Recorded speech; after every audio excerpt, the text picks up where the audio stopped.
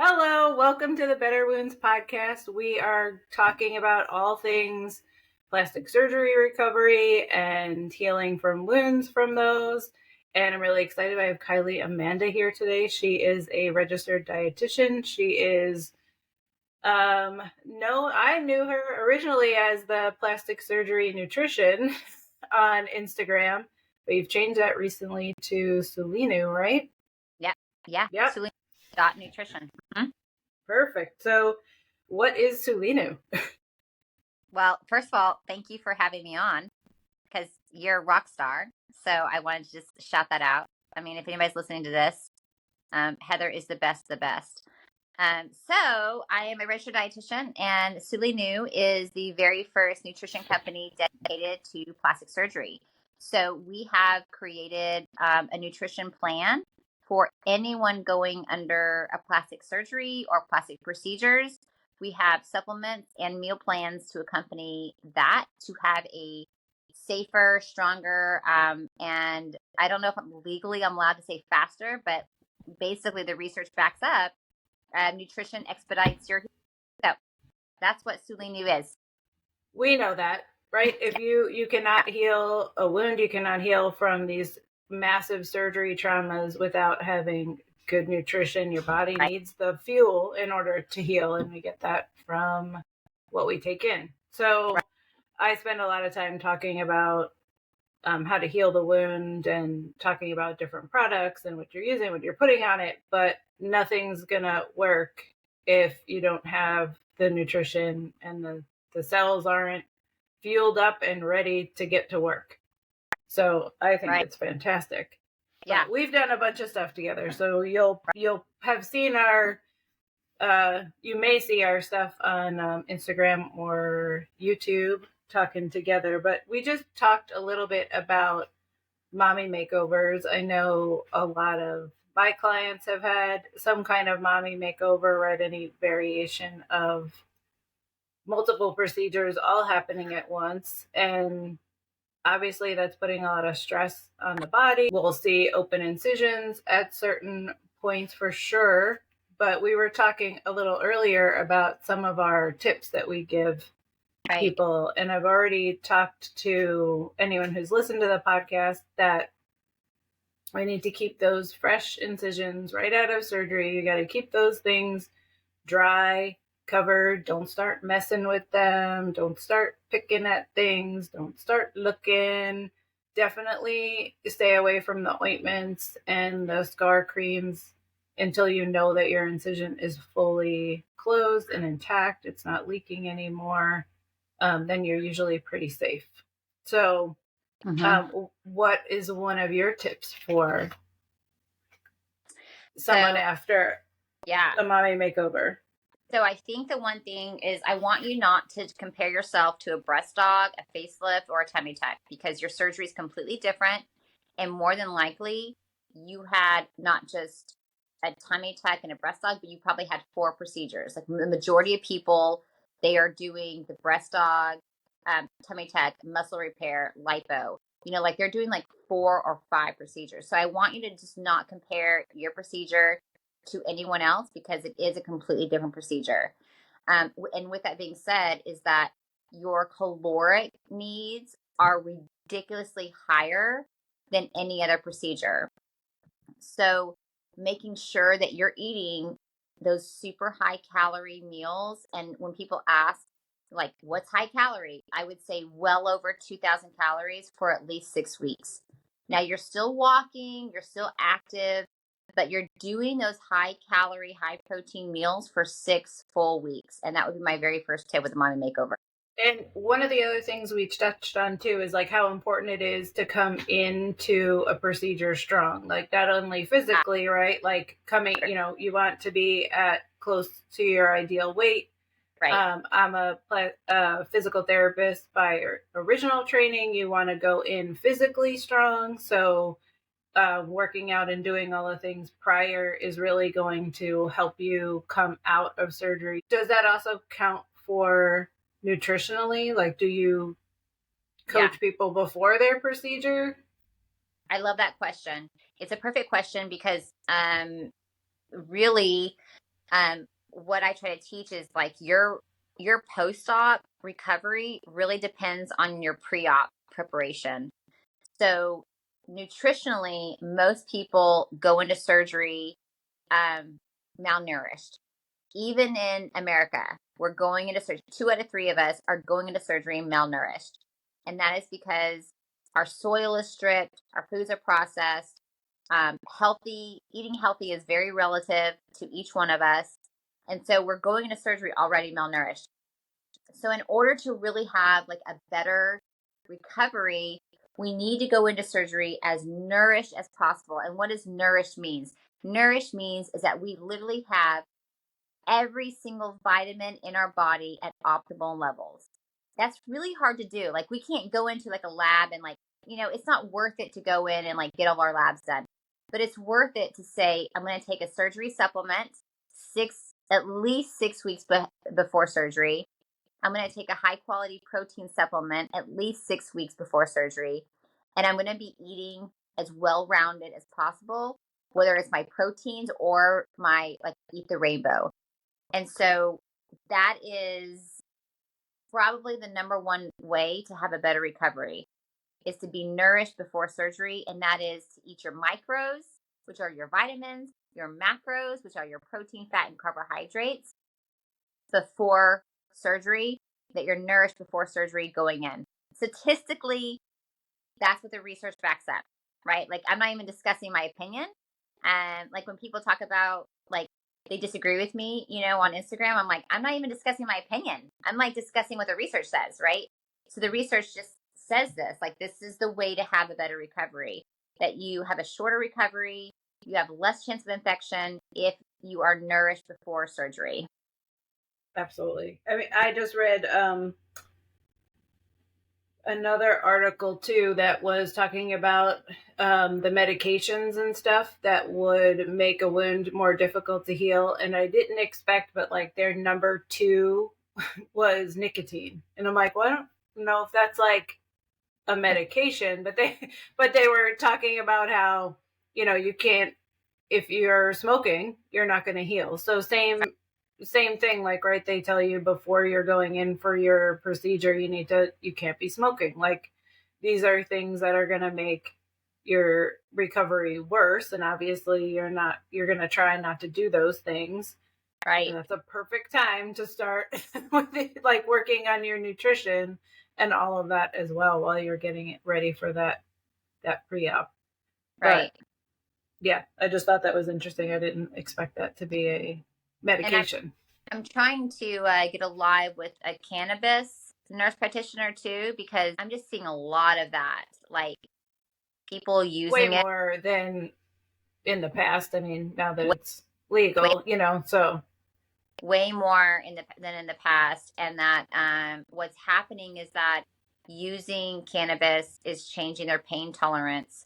And so, but they don't want to discuss it. They don't want to be honest about it. And I understand that. It's very understandable that sometimes it can be embarrassing, right? Or they don't want to discuss how much they're using. But what happens is that it completely changes your pain tolerance.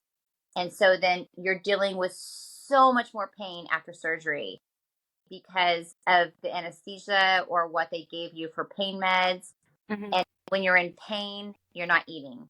So it's crazy how even cannabis use affects the way that you heal because your nutrition, so medications like that totally affect your surgery. Yeah. It's funny. I'm just like thinking of people. Yeah. Thinking of people. I've seen people like immediately after surgery and they're like dying to get out of the hospital or whatever. And it's not because they want to go home. It's because they want to go back to their habits. Right. So, right. Yeah. Right. Yeah. Definitely makes a huge impact. But so we see more and more clients, right? They're having massive weight loss before a procedure, right? That might be why you are having the mommy makeover, right? You had either gastric bypass or you're using these injectables, and so you've lost a lot of weight.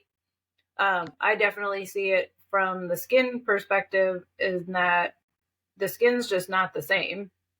So it's much thinner, more likely to tear, or the incisions just not going to stay together like we expect. We'll have more opening. You're seeing that after massive weight loss, whether it's gastric bypass or the shot? I think I've seen definitely more of the gastric bypass. I am assuming that soon to follow will be the shots, because that's way more common. Right. I'm curious because we were also talking about gut health, and the injections affect gut health and slow down motility. So I'm curious how that's all going to play out. I know there's, recommendations that you stop taking the shot 4 to 6 weeks before surgery to let your digestive system kind of re-regulate back to normal. Right. But are you seeing any differences in your clients after gastric? Like, I know that was something you were working on. So what's funny is that I've had 2, and I've had 2 when I was coaching. I'm not coaching anymore. When I had 2 gastric bypass, I was more nervous with them with any of my other patients. I've had a plus size tummy tuck, and I've had 2 gastric bypass. Those are my 3 top patients that kept me up at night. And those gastric bypass actually recovered better than I ever thought, because they'd already been trained about nutrition with their gastric bypass. So that was the one good thing. But I think the biggest aspect is that the nutrition deficiencies is so rampant with the gastric bypass and with the weight loss shot. And I'm actually, as a dietitian, I'm a proponent of the weight loss shot. I am. I think. I don't have a problem with it. It just, I'm curious how it'll affect healing. So I think 2 things. I think that, I think a lot of different things with the shot, and with bypass. Number one is they're so afraid of weight gain, of weight regain, that it's really hard to teach them high calorie. That's the first thing. The second thing is the majority of people who are on the shot and gastric bypass, but the majority of them on the shot, is they're literally telling me they're eating 1,000 calories a day. Eating 1,000 calories a day, and then I'm putting them on a 2,000 calorie diet. Boom, they gain weight, because their body, like, holy crap, you just gave me a ton of nutrition. I'm storing it. I'm not going to burn it. So they can gain weight because of that. And at the same time, it's like, well, if you don't give them that nutrition, then they're going to have these reopened wounds. So you have this conundrum of what do I do? Because I need to give these people extra calories, but they may gain weight. So it's just kind of this really very fragile mix, of how you treat this client. But that's the second thing. The third thing is with their gut health. Honestly, I feel like it's more of just a gastroparesis, which is a slowing down of the gut. So I don't think it's really necessarily gut health. It's just a slower gut is, usually resolved when you're not taking the medication. And so that can be really, that can be really resolved with more of just not taking the medication. But yeah, it's going to be really interesting to see this huge new clients come in with the O shot, with the Ozempic shot. I was not the O shot. Yeah, not the That's O something shot. Different. That's a different topic for a different podcast. We can talk about that some other time. But on a funny topic, I actually had a client say that she healed faster because of the O shot, and I was like, okay, I'm just gonna do that. I don't even have words, but if you think you healed because of the O shot, you go for it. That's really funny. Oh my goodness. So if someone was just hearing this, they are recovering from their mommy makeover and they're struggling. They know they're not getting enough or doing, it's just, I usually find people and they're kind of in the depths of, they're anxious, they're depressed, they have an open wound and they're kind of struggling mentally with that, and they've probably used up whatever time and sympathy they can get from their people around them, and they're like, I just gotta make it work. Do you have I'm sure you have plenty of clients that are in that kind of similar situation where when they find you, Yeah. um, Yeah. what do you usually, what is your first tip for someone? Well, the first tip now is I just say it's okay to cry. That's what I say. Like, you can cry. Nobody understands. Nobody gets it. Your husband's not going to get it. You're supposed to be strong, and it's okay to just cry. So I can spend this time listening to you cry, and that's okay. And I Yeah. want people to know it's okay to just have a session of just bawling, because that's super, super common. Um, so I think the mental aspect is that's the first thing. The second thing is just kind of saying, listen, I need you to throw everything out the window about you losing weight or you getting healthy or you like weight loss. I don't want you on the scale. I don't want you thinking about weight loss. I don't want you thinking about any of that, because what you have in front of you is the most important and we need to deal with that. And don't worry, you're not going to gain 20 pounds, but we have to heal your wound. And so I want you off the scale and I don't want you to be thinking about weight loss, you know, and caloric restriction. And then the three is just a practical thing. Like, if you don't know what to do, like if you have no idea what to do, first, of course, see Heather, but get a smoothie, make it 700 calories and drink it 3 times a day. Like, that's the basics. Like, make sure it's packed with protein, make sure it's set about 700 calories, put some coconut milk in there and drink it 3 times a day. If you can't do anything else, do that one thing. Is that You've made a post about that, so I'll find that link and I'll put that in the show notes for people, along with your other info. Yeah, I've deleted a lot of my posts, so let me know. I'll find it. It's somewhere. It's got to be somewhere. But I mean, that would be the thing, is just fuel, like, use food. Your body wants to heal.